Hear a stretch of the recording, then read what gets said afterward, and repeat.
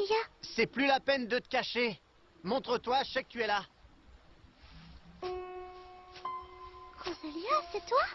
Tu as décelé ma présence malgré ma compétence. Tu es plutôt doué pour un gamin, je suis étonnée. Apparemment, vous avez réussi à mettre la main sur la fleur de résurrection. Félicitations. Bien, maintenant donnez-la moi sans faire d'histoire. Mais qu'est-ce que tu racontes? On ne va rien faire de tel, Rosalia. Ou devrais-je dire, le leader d'une guilde orange, les célèbres Titan's Hand. N'est-ce pas? Impressionnant. Mais pourtant son curseur est vert. C'est un procédé très courant. Un joueur vert choisit une proie au hasard. Et il l'attire ensuite dans un piège tendu par les autres membres orange. C'est bien l'un des vôtres qui nous a espionnés la nuit dernière à l'auberge, n'est-ce pas? Mais alors, si elle était dans notre équipe ces 2 dernières semaines, ça veut dire que... Eh oui, ma petite. J'analyse le potentiel d'une équipe, puis j'attends qu'ils aient gagné suffisamment d'argent. J'ai d'abord été déçue que tu partes, car je ne voulais pas laisser filer ma proie la plus facile. Mais tout s'est arrangé grâce à la mort de ta bestiole. Et toi, t'as accepté de la suivre alors que tu la savais menacée par notre guilde. T'es idiot?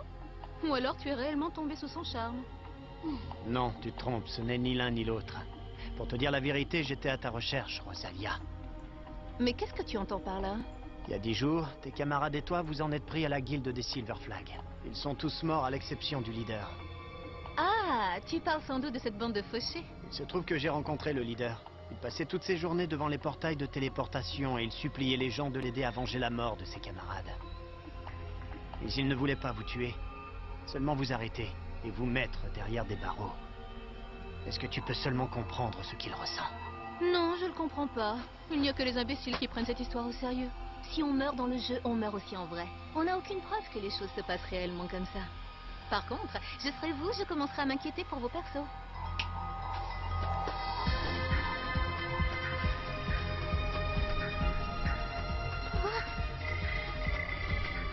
Kirito, ils sont bien trop nombreux. Il faut qu'on se téléporte. Ne t'inquiète pas. Tant que je ne te dis pas de t'enfuir, reste à l'écart avec le cristal à la main. D'accord, mais... Kirito!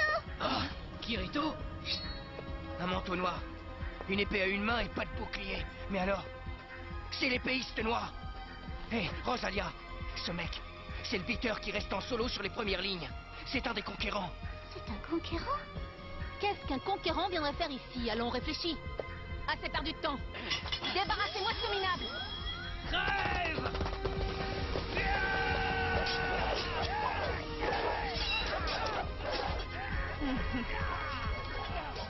Faut que j'aille l'aider, sinon il va se faire tuer.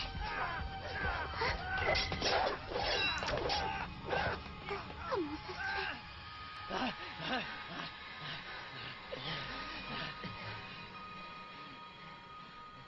Mais qu'est-ce que vous fabriquez? Dépêchez-vous de le tuer! À peine 400 points de vie en 10 secondes. Voilà tous les dommages que vous avez réussi à m'infliger alors que vous êtes 7. Je suis niveau 78. J'ai donc 14 500 points de vie. En plus, une guérison automatique s'effectue sur moi à raison de 600 points toutes les 10 secondes. Vous aurez beau essayer, vous n'arriverez jamais à me battre. Je suis sûr que tu bluffes. Tu te trompes. Après avoir atteint un certain niveau, le joueur est quasiment invincible. Ce système est pareil dans n'importe quel MMO. Le joueur qui m'emploie a dépensé toute sa fortune pour obtenir ce cristal de téléportation. Je l'ai programmé pour qu'il vous amène tous en prison. Alors maintenant, rendez-vous sans faire d'histoire. Moi qui ne peux pas me blesser puisque mon curseur est vert, ça ferait de toi un joueur...